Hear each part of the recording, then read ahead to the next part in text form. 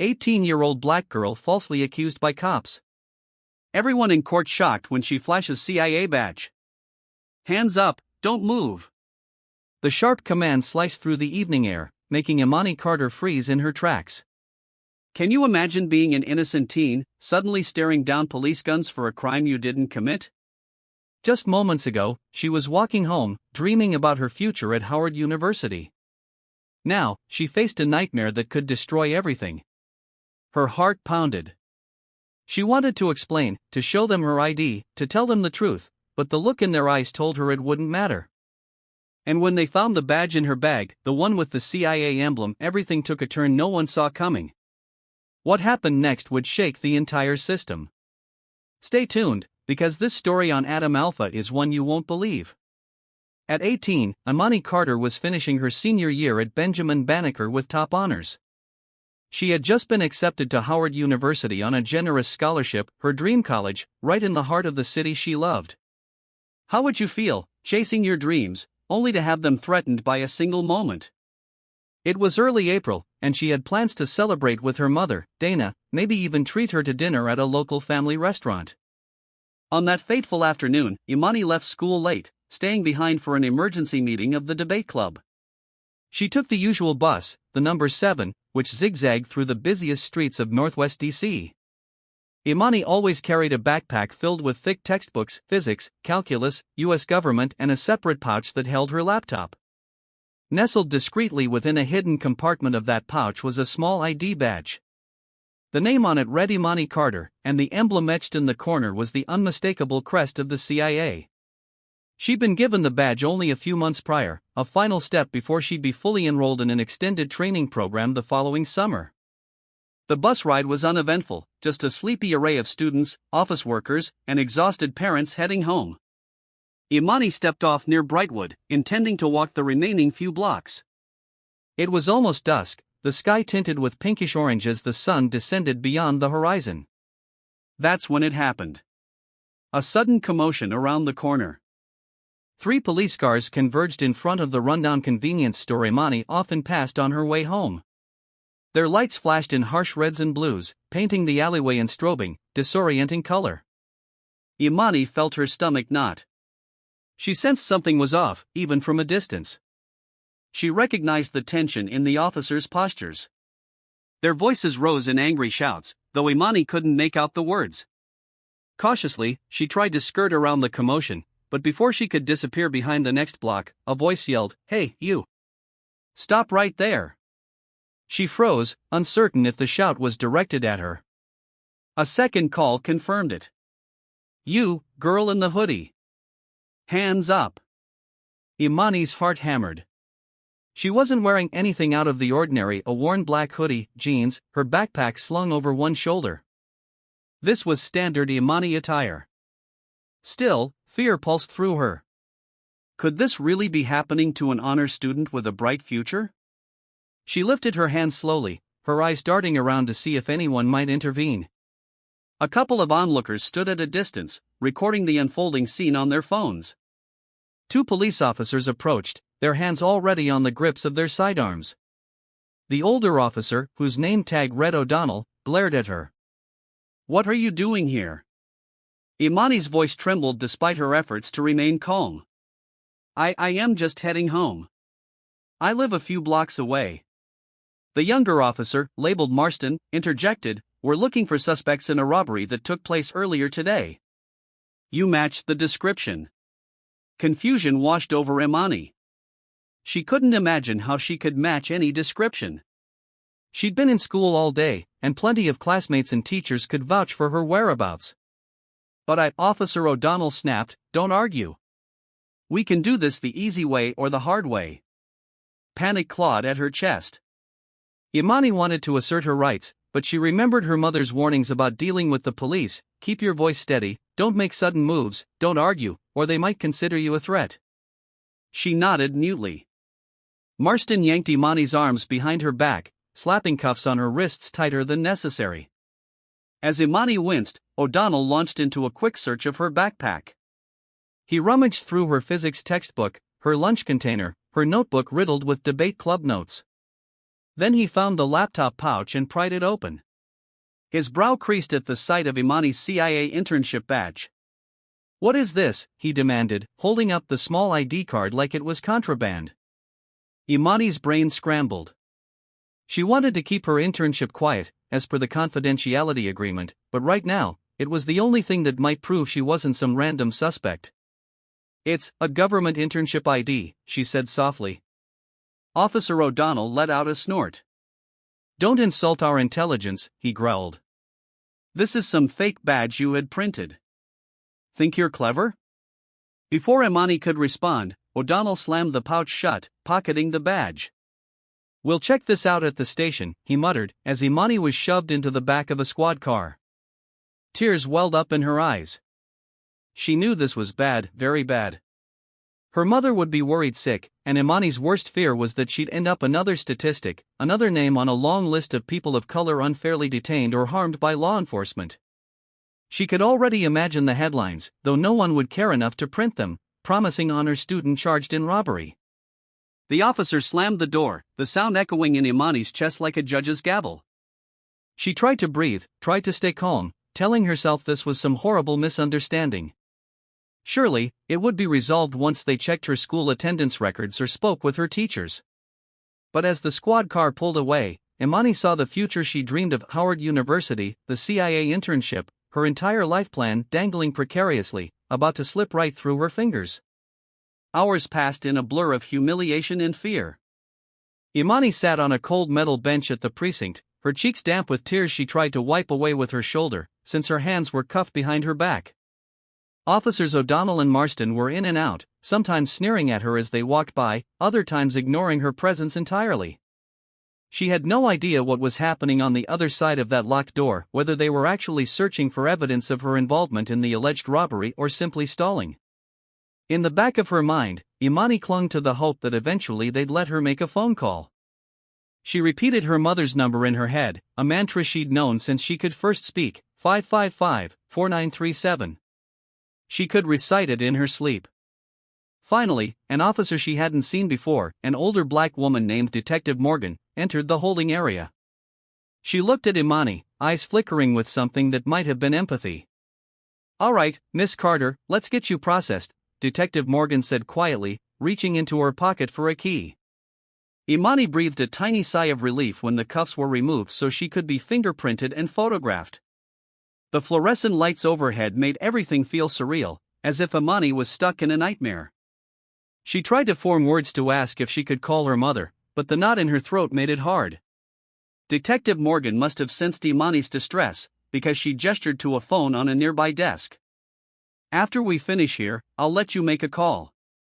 Those few words were like a lifeline. Imani nodded, blinking back tears. She could still feel the stares from some of the officers standing around.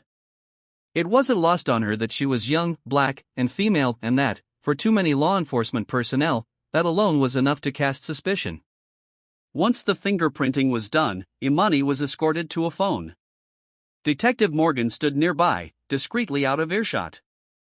Imani dialed home, heart thudding with anxiety. On the fourth ring, Dana answered. "Hello?" "Mom," Imani's voice cracked as soon as she heard her mother's voice. They arrested me." She could hear Dana's gasp. "Arrested? Imani, what on earth happened? Where are you?" Imani's explanation tumbled out in halting bursts: the store, the police, the false accusation. Dana cut her off, not angrily but urgently, telling Imani to stay calm. "I'm on my way." "I'll call Mr. Klein," she said. Mr. Klein was an old family friend, a local lawyer with a small practice who had helped the Carters with legal matters before. The call ended, but Imani felt marginally better knowing help was coming. Want to know how Imani's fight for justice unfolds? Stay with Adam Alpha, because this story is just getting started. Over the next few hours, Imani was questioned by officers O'Donnell and Marston. They insisted they had an eyewitness who claimed someone matching Imani's description had been acting suspiciously near the convenience store earlier in the day. They also pointed to her presence near the scene as evidence of potential involvement. Imani explained time and again that she was at school during the alleged robbery, but her pleas fell on deaf ears. Each time she tried to bring up her perfect attendance record or mention that her teachers could confirm her whereabouts, the officers would scoff or roll their eyes. They also mocked her supposed fake CIA badge. No matter what Imani said, it felt like sinking into quicksand. Every explanation met with hostility and disbelief. By midnight, Imani was exhausted, both physically and emotionally. Detective Morgan came by with a small packet of chips and a bottle of water, wordlessly handing them to Imani. Though Imani was grateful, she couldn't ignore the sense that Morgan, too, believed Imani was just another teenage delinquent. Perhaps the detective was simply more polite about it. Shortly after, Mr. Klein arrived, accompanied by Dana. Imani had never been so relieved to see two familiar faces.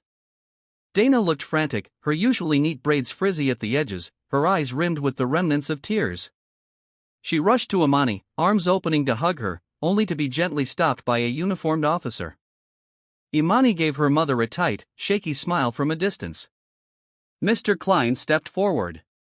He was a middle-aged white man with a kind, intelligent demeanor. He introduced himself to Detective Morgan and then turned to Imani. "Don't say anything else without me present," he whispered. Imani nodded, grateful for the guidance. Klein demanded to see the evidence they had against Imani. Officer O'Donnell offered vague references to the so-called eyewitness. Mr. Klein asked to see the footage from the store's security cameras. The officers claimed it was being reviewed, but Imani suspected they were stalling because it wouldn't show her at all. Eventually, Imani was placed under formal arrest, charged with suspicion of robbery, and scheduled for arraignment in a few days. The gravity of that moment struck Imani with physical force. She had never felt so powerless. Her mother's arms finally enveloped her, and Imani broke down in sobs. She knew in that moment she was entering a labyrinth of legal troubles she did not deserve. Detective Morgan escorted Imani to a cell, apologetically, because Imani was technically an adult by just a few months. She was placed in a holding cell with other adult female detainees, some of whom eyed her curiously. Imani sank onto a bench, arms hugging her own chest in a vain attempt to protect herself. She kept thinking about the CIA badge. If she could just speak to someone high enough in the agency to confirm her internship status, maybe all of this could be cleared up. But Imani also recalled the secrecy agreements she had signed. Would the agency even acknowledge her involvement? Would they protect her, or would they distance themselves? As the steel door clanged shut, Imani stared at the peeling paint on the far wall, her stomach churning. She wasn't just worried about the legal ramifications, she was worried about the future she'd worked so hard to build. A moment of dread flickered through her mind. Perhaps her acceptance to Howard could be revoked if she ended up with a criminal record, or the CIA might terminate her internship to avoid bad publicity. So many nightmares spun through her mind, and none of them ended well. Night stretched on, feeling endless. Imani tried to rest, but each time she drifted off, she jerked awake to the sound of keys rattling or other detainees shuffling. Her mother's tearful face floated in her thoughts, fueling Imani's own tears, though she tried hard not to cry in front of strangers. She wondered if tomorrow would bring the exoneration she so desperately prayed for, or if it would only tighten the noose around her neck. 2 days later, Imani found herself in the backseat of a sheriff's van, hands cuffed in front of her, en route to the E. Barrett Prettyman Federal Courthouse in downtown D.C. for her arraignment. The building itself had always struck her as grand and imposing. She remembered passing by it on field trips or while exploring the city with her mother. Now, she was approaching it in shackles. Her mother and Mr. Klein had fought to get her bail set, but the judge at the preliminary hearing seemed unconvinced by Imani's protestations of innocence, particularly since the prosecution, represented by an assistant district attorney who seemed oddly aggressive, argued Imani was a flight risk due to her questionable government ID. The result was Imani spending 2 nights in county lockup, a harrowing experience for an 18-year-old who had done nothing wrong. During that time, Imani had overheard passing comments about the 2 arresting officers, O'Donnell and Marston. Some of the older detainees whispered that these officers had a history of roughing up suspects and falsifying reports, particularly in cases that involved young black men and women in D.C. Imani felt a new kind of anger settle over her. She vowed that, if she ever got out of this mess, she would do everything in her power to expose whatever corruption lay beneath the surface. Mr. Klein visited Imani in jail just the previous evening. I requested surveillance footage from the convenience store, he told her in a low voice through the security glass. They claim the footage isn't available because the cameras were out of service. We'll keep digging. There must be some other way to prove your alibi. Imani nodded, swallowing the lump in her throat. My school records, she said. They'll show I was in class. That's next on my list, Mr. Klein assured her. I have your attendance log. We have statements from your teachers, your debate team, the bus driver if we can get them to talk. The problem is, the prosecution is leaning heavily on an eyewitness account. We'll have to discredit that or prove the witness is mistaken or lying. Imani leaned her forehead against the glass. I'm just scared, she admitted. What if that's not enough? Mr. Klein's gaze was sympathetic. We'll do everything we can. Hang in there. Now, as she neared the federal courthouse, Imani couldn't help but notice the swarm of local reporters with cameras stationed near the entrance. She overheard a deputy mention something about a high-profile case also on the docket that day, a big political scandal that had drawn major media attention. Imani fervently hoped no one would care enough to point their cameras at her. The last thing she wanted was to become a media spectacle. She was led into a sterile hallway where she waited with other detainees for their turn in front of the judge. Dana was in the gallery, Imani knew. Mr. Klein would be beside her. As soon as they stepped into the courtroom, Imani tried to steady her breathing, going over the facts in her head like a debate rehearsal. She imagined bullet points. I was at school all day. I have witnesses, teachers, students, staff. The store's cameras should show I wasn't there. The CIA internship ID is real, not fake. Yet, she couldn't ignore the horrifying possibility that her CIA affiliation might never be confirmed publicly if the agency decided to keep her at arm's length. Imani had no way of forcing them to speak up. She was on her own unless the agency decided otherwise. Finally, Imani's name was called. She was escorted into the courtroom, heart pounding so loudly she thought everyone could hear it. She glanced around, spotting her mother in the first row, eyes swollen from crying but resolute, hands clasped in her lap. Mr. Klein nodded at Imani in silent encouragement. The judge, a stern-faced woman with a commanding presence, asked Imani to approach with her counsel. The assistant district attorney, Miss Branson, an ambitious woman in her late 30s, began laying out the charges. The defendant, Imani Carter, is accused of participating in an armed robbery at the convenience store on 3rd and Jefferson. An eyewitness placed her at the scene, and she was found fleeing the vicinity shortly after the crime took place. We request that the charges move forward and that bail remain denied, given the suspicious nature of the government ID found on her person. Imani's pulse roared in her ears. The words armed robbery made her stomach churn. She had never touched a gun in her life. This was madness. Mr. Klein stepped forward, clear-voiced and resolute. Your Honor, this is a grave misunderstanding. My client maintains her innocence. She was in school for the entire day, engaged in supervised activities. We have more than a dozen individuals willing to testify to that fact. Furthermore, the ID Miss Carter carries is not a fake. She is enrolled in a legitimate government internship, which can be verified. Miss Branson raised an eyebrow, shifting her gaze from Mr. Klein to Imani. Verified by whom? The defendant refuses to name the contact who provided this so-called CIA badge. Imani's stomach clenched. She had tried to tell the officers about her CIA contact, a liaison named Miss Harrington, who oversaw the high potential outreach program. But Miss Harrington had made Imani sign documents stating she would never reveal program specifics without prior agency approval. Imani had called Miss Harrington from jail but only got her voicemail. She left one desperate, whispered message, hoping someone in the agency would step up. The judge tapped her gavel lightly on the block. I will not deny this is an unusual situation.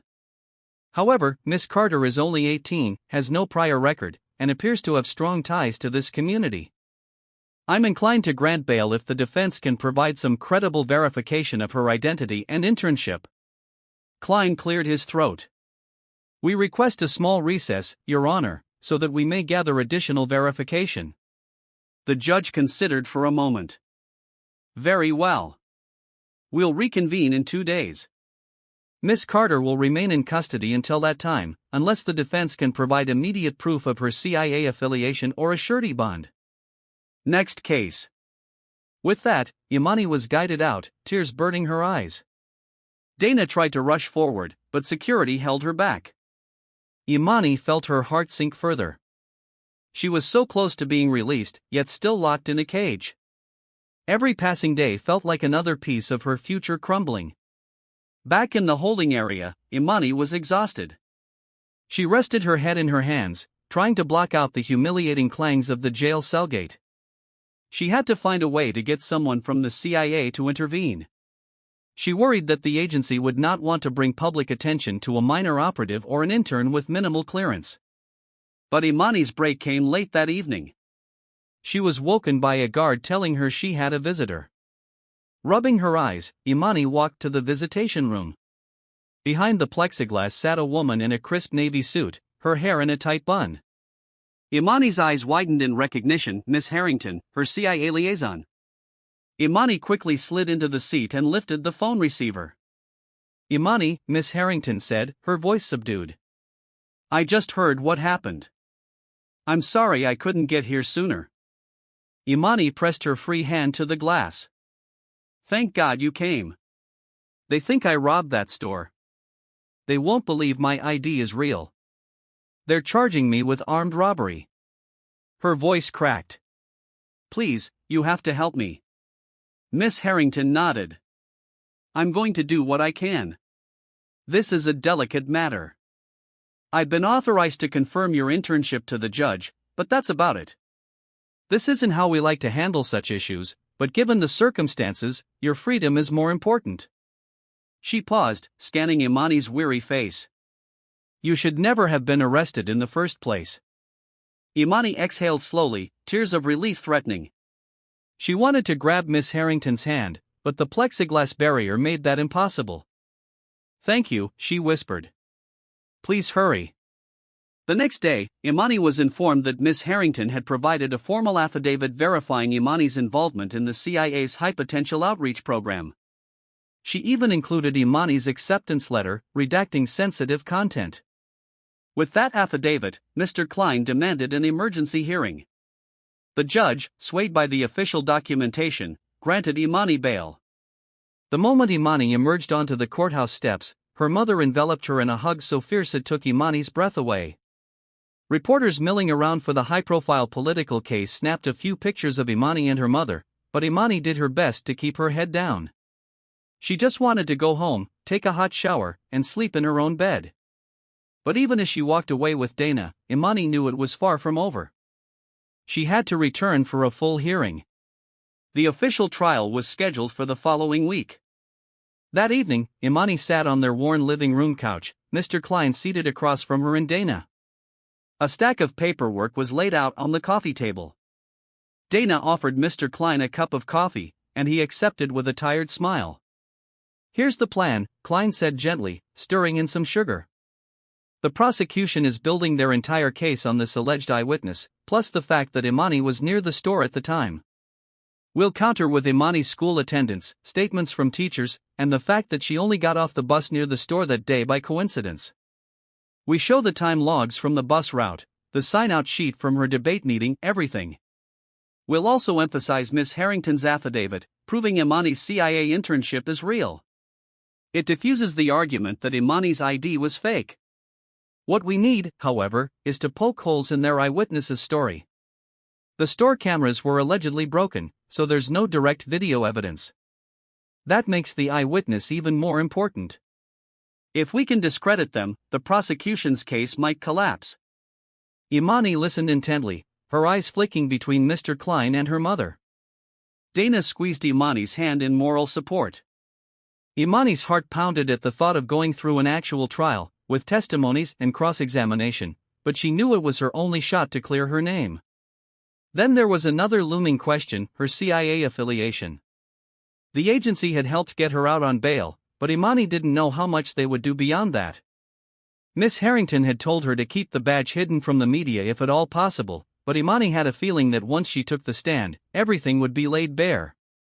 The tension of that weighed heavily on her mind. Still, Imani felt a surge of resolve. She wasn't just fighting for her own freedom now, she was fighting for her future, for the principle that justice should not be so easily derailed by prejudice. She also knew that O'Donnell and Marston had to be held accountable for their actions, though she was uncertain how to proceed on that front. Imani vowed not to let it slide once she cleared her name. The day of the trial arrived in a haze of tension and hope. Imani woke up that morning, heart fluttering like a trapped bird. She dressed in a simple navy blouse and black pants, her mother fussing over her hair to make sure every curl was neatly in place. The entire ride to the courthouse was silent, save for Imani's shaky breathing and Dana's anxious fiddling with the edges of her purse. Outside the courthouse, Imani spotted the same gaggle of reporters. They seemed more focused on the continuing political scandal, but a few recognized Imani as the teen CIA impersonator, a sensational headline some tabloid had run the previous day. Flashes went off, and Imani instinctively ducked her head, pressing forward into the building. Mr. Klein greeted them in the hallway. "Ready?" he asked, though he could see the fear in Imani's eyes. She nodded, swallowing hard. The three of them entered the courtroom, which was moderately full. Imani glimpsed Miss Harrington seated unobtrusively in the back. That alone gave Imani a sliver of reassurance. The judge entered, and everyone stood. Once seated, Miss Branson, the assistant district attorney, wasted no time. She gave a confident opening statement, portraying Imani as a cunning young woman who had lied about her government credentials, exploited her youth to evade suspicion, and orchestrated a robbery that netted a few thousand from the convenience store's register. She then called Officer O'Donnell to testify about the arrest. O'Donnell took the stand with an air of righteous indignation. He described how Imani was loitering suspiciously near the crime scene, how she attempted to flee, and how she produced a fake CIA badge upon questioning. Listening to his testimony, Imani's hands balled into fists under the table. The officer was blatantly twisting the truth. She recalled how he had never once given her a chance to explain.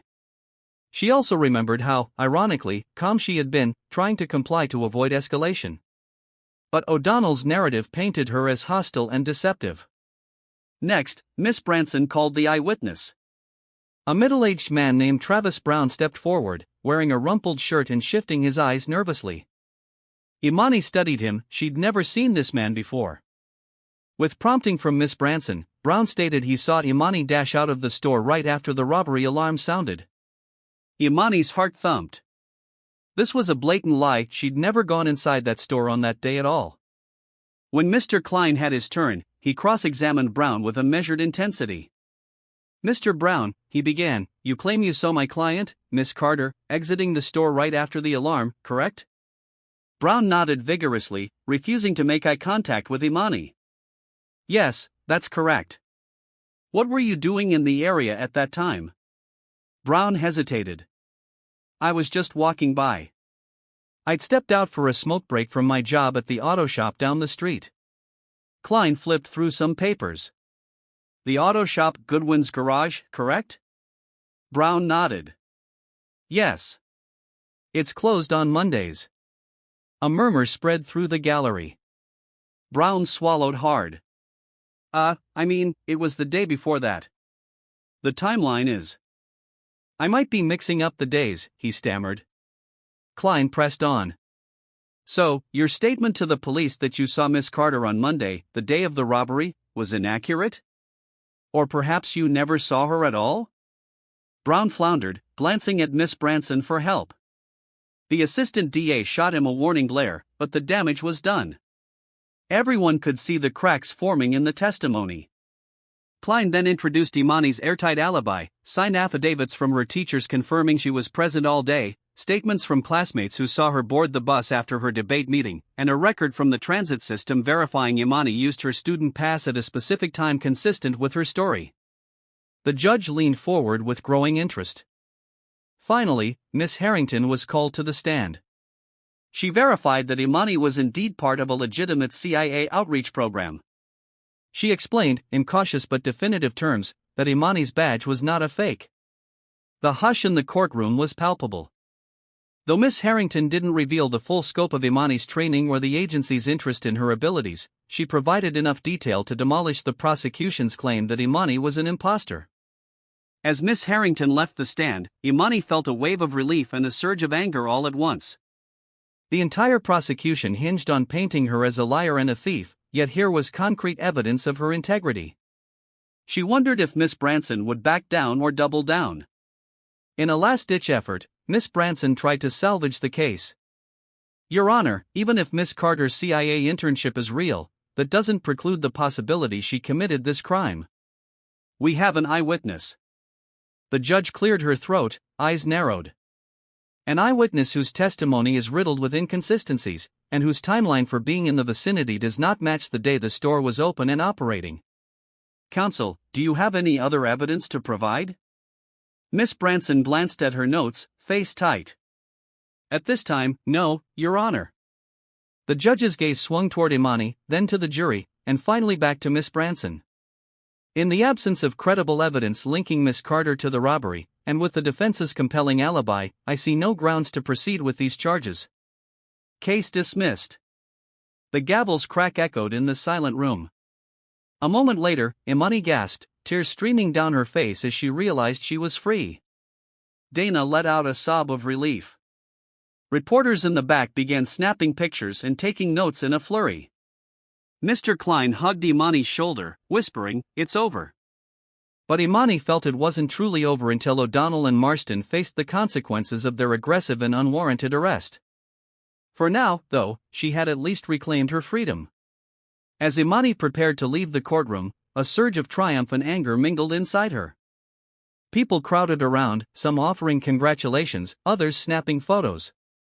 Imani noticed Miss Harrington slip out quietly, as if not wanting to attract notice. Imani caught her eye for a fleeting moment, nodding in gratitude. But before Imani could exit, a sudden hush fell upon the crowd in the hallway. O'Donnell and Marston stood near the elevator, speaking in low, urgent tones with Miss Branson. Their faces were grim. In that instant, Imani's mind flashed to the rumors she'd heard in jail. These officers had done something like this before.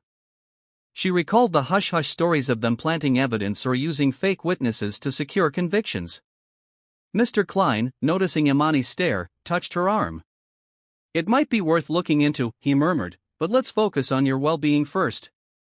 Imani nodded, though she filed it away in her mind. She wouldn't forget.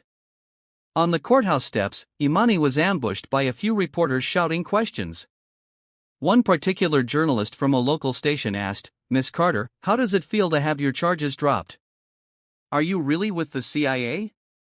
Imani blinked, uncertain how to respond. Mr. Klein stepped in, providing a canned statement. Imani was an innocent young woman, incorrectly identified. The justice system worked. Imani offered a quick smile, then let Dana guide her away. Later that day, Imani found herself back home, curled up under a blanket with a mug of tea. She was physically and emotionally drained, but at least she was in the warmth of her own living room. Dana sat beside her, stroking her shoulder. The news was on TV, a broadcast covering local stories.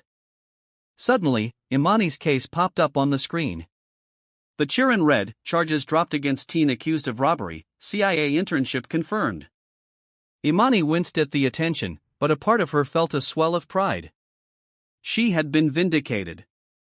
However, the victory felt incomplete. Imani mulled over what had happened. The police had targeted her with no real cause, ignored her evidence, and refused to check a single fact. Why? Was it purely racial profiling, or was there something more? Regardless, Imani believed some sort of accountability was in order. She wanted to file a formal complaint or maybe even a civil lawsuit, but she wasn't sure if that was wise or if it would open her to new dangers. A few days later, Imani received a call from Miss Harrington. "Imani, how are you holding up?" she asked.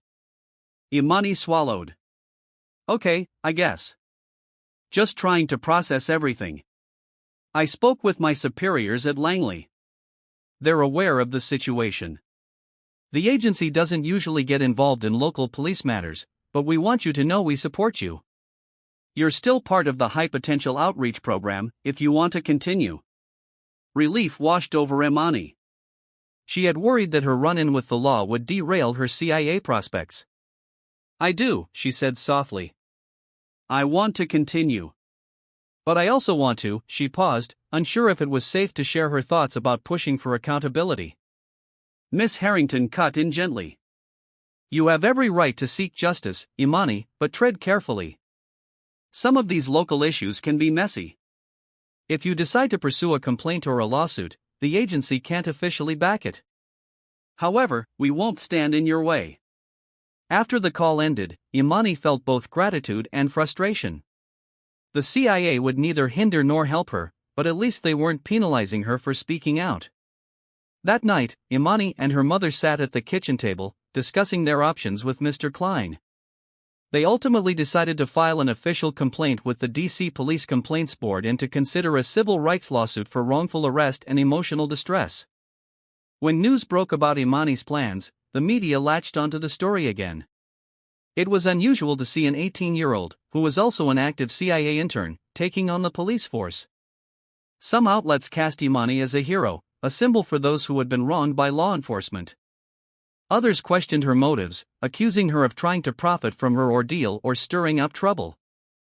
Imani did her best to ignore the chatter, focusing on her upcoming high school graduation and her near future at Howard University. But fate had more twists in store. One afternoon, Imani was sitting in Mr. Klein's cramped office while he discussed the lawsuit.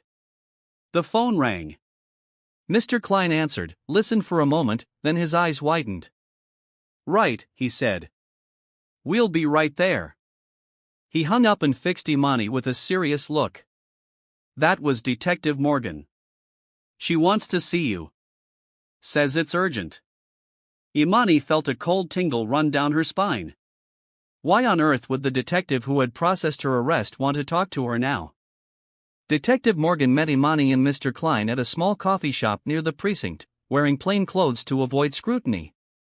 She was cautious, scanning the room before sliding into a booth. Once they were seated, she leaned in. I shouldn't be telling you this, she said quietly, but I'm tired of watching innocent people get railroaded. I've got some information about O'Donnell and Marston. Imani and Mr. Klein exchanged a look. We're listening, he said. Morgan took a deep breath. They're part of an informal network of officers who, let's say, have a habit of padding their arrest stats. They target easy marks, young black people, immigrants, folks less likely to have the resources to fight back. They get promotions and commendations for crime reduction. The eyewitness who testified against you? Paid informant. They use him whenever they need a quick ID to seal a case.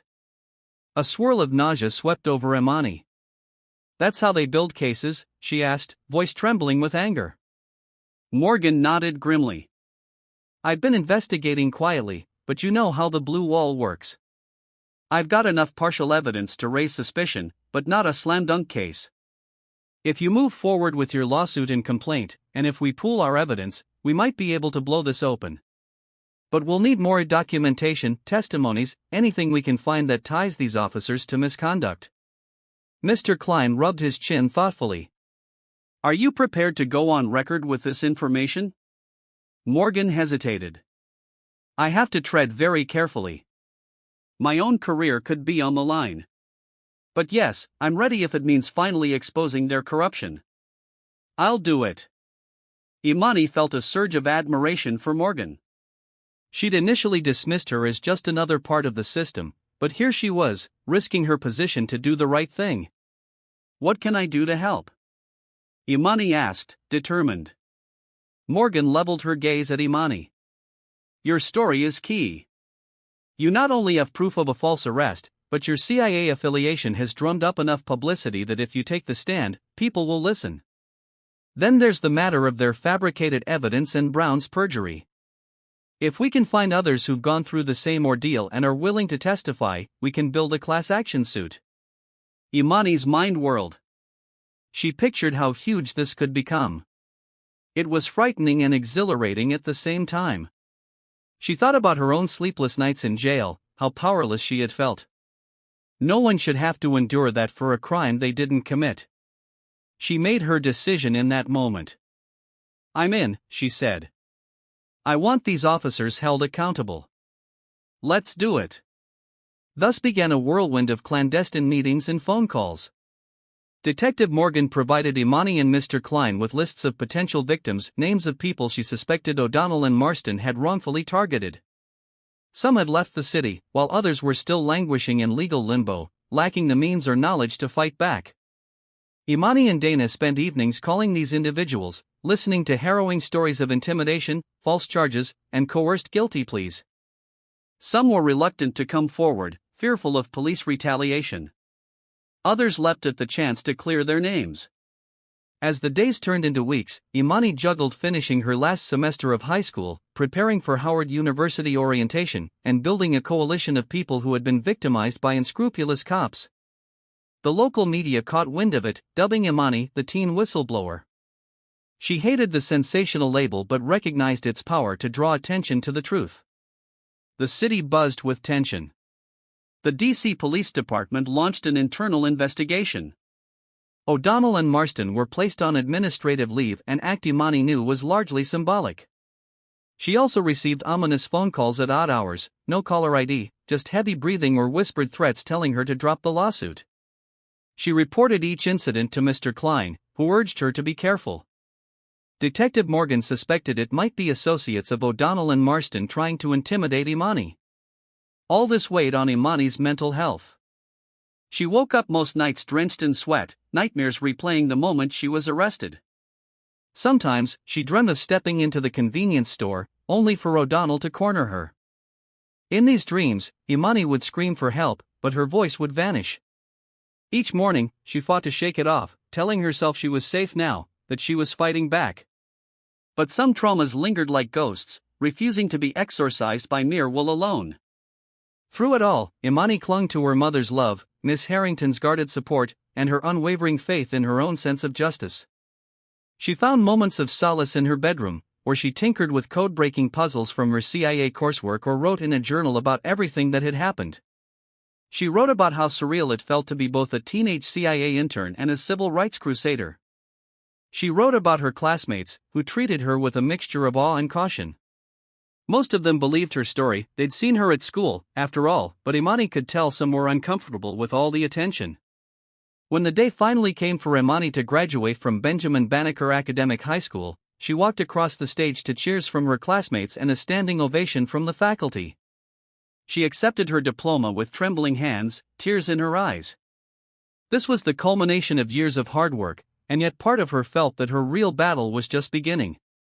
In late June, Imani's civil lawsuit against officers O'Donnell, Marston, and the D.C. Police Department had its first major hearing.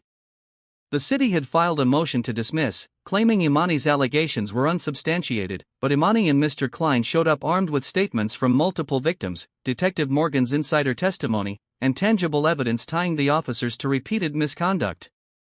The hearing was set in the same courthouse where Imani had once stood accused.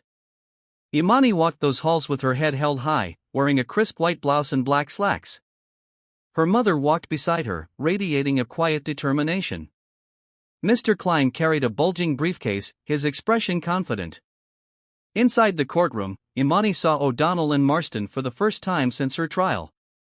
They glared at her with undisguised hostility. They were accompanied by their legal counsel, a sharp-suited attorney Imani recognized from high-profile cases defending police officers against misconduct claims. The tension was thick enough to taste.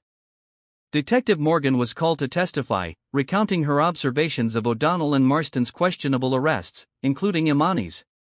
She described the pattern of behavior, the paid informant, and the pressure to clean up the streets by any means necessary. Then Imani took the stand, describing her ordeal in detail, how she was arrested without cause, her pleas ignored, her legitimate ID dismissed as fake. Imani also spoke about her CIA internship, clarifying that while she couldn't disclose everything, her presence in that program was real, and it served as further proof that the officers had made no effort to verify her identity.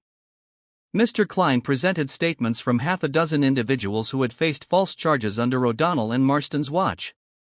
Each story echoed Imani's intimidation, lies, flimsy evidence. Collectively, they painted a damning portrait of systematic misconduct. When the officer's attorney cross-examined Imani, he attempted to paint her as a troublemaker, suggesting she was fueling a media circus. Imani responded calmly, explaining that she wanted nothing more than to clear her name and prevent such injustices from happening to others. Her composure under questioning drew nods of approval from some spectators in the gallery. The pivotal moment came when the judge denied the city's motion to dismiss, citing substantial evidence that warranted a full trial. O'Donnell and Marston's expressions darkened. Imani felt a wave of relief. This meant her case would move forward, that she had successfully pushed past the first line of defense. Justice was inching closer. Over the following weeks, settlement talks began behind closed doors. The city, facing mounting public pressure, suggested a monetary settlement to Imani and the other plaintiffs, promising reforms. Imani and the group were torn. They needed real policy changes and a public admission of wrongdoing. Money alone wouldn't suffice. It was around this time that Imani received an unexpected invitation, a small ceremony at the local community center, where a grassroots group fighting police corruption wanted to honor her for her courage. She was hesitant, wary of attracting more attention, but Dana encouraged her to go, saying Imani's story inspired hope for many people. The night of the ceremony, Imani found herself standing on a modest stage in front of a few dozen community activists, families, and neighbors. She saw tears in the eyes of some who had endured their own run-ins with corrupt policing. "I'm just an 18-year-old, Imani said into the microphone, voice trembling. "I never wanted to be in this position, but when the system tries to break you, sometimes you have no choice but to stand up. I'm grateful for everyone who's joined me in this fight." The applause was thunderous, but Imani's eyes locked on one figure in the back, Miss Harrington, who had slipped in quietly. She offered Imani a subtle nod of respect. Imani smiled, heart full. As summer deepened, Imani balanced her time between preparing for Howard University's orientation, continuing her CIA coursework, and finalizing details of the lawsuit. Rumors swirled that O'Donnell and Marston were under internal investigation for multiple counts of misconduct, with possible criminal charges looming. The tipping point arrived in August, nearly a year after Imani's fateful arrest. In a dramatic twist, Travis Brown, the false eyewitness who testified against Imani, agreed to a plea deal with the district attorney's office in exchange for giving evidence against O'Donnell and Marston.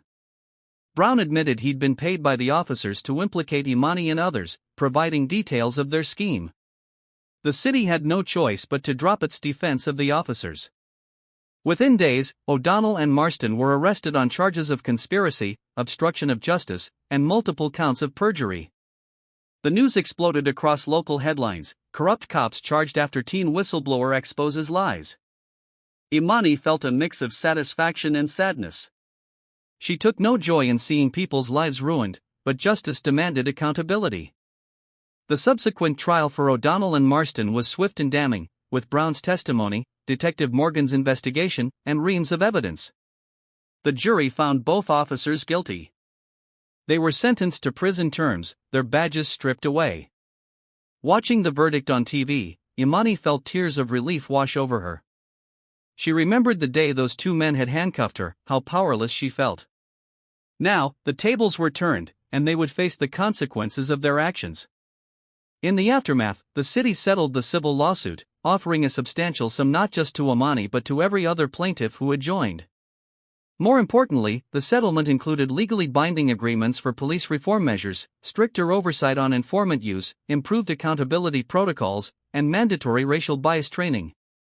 The mayor held a press conference, calling Imani's story a catalyst for meaningful change. Imani hoped that wasn't just political rhetoric.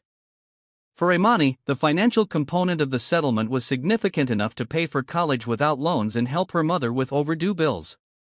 But Imani felt her greatest victory was intangible: a sense of justice served. She'd stood up, not just for herself, but for a community at risk of being steamrolled by those sworn to protect and serve. Meanwhile, Imani prepared for a new chapter in her life. Her acceptance to Howard University was secure, her CIA internship ready to resume in a more official capacity. She spent the last days of summer packing her belongings, thinking back to the rollercoaster year she'd endured.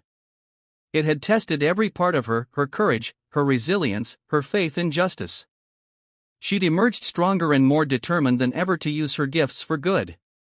In late August, Imani strolled across the Howard University campus for the first time as an enrolled student.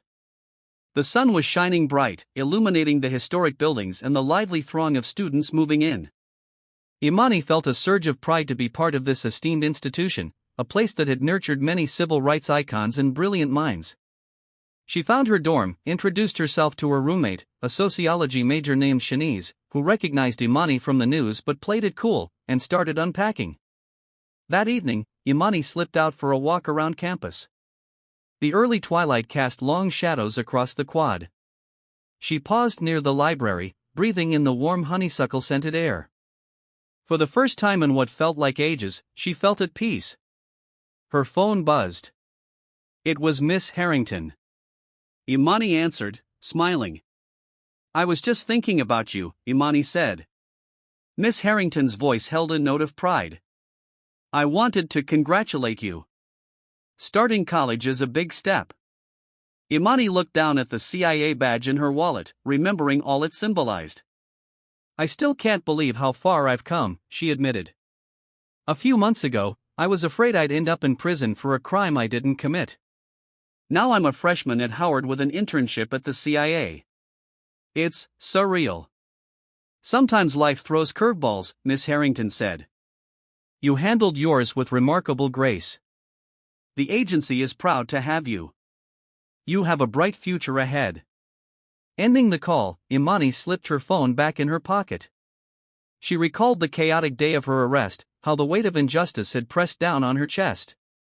And then she remembered the final day in court, that collective intake of breath when she flashed her real CIA badge, shattering the false narrative.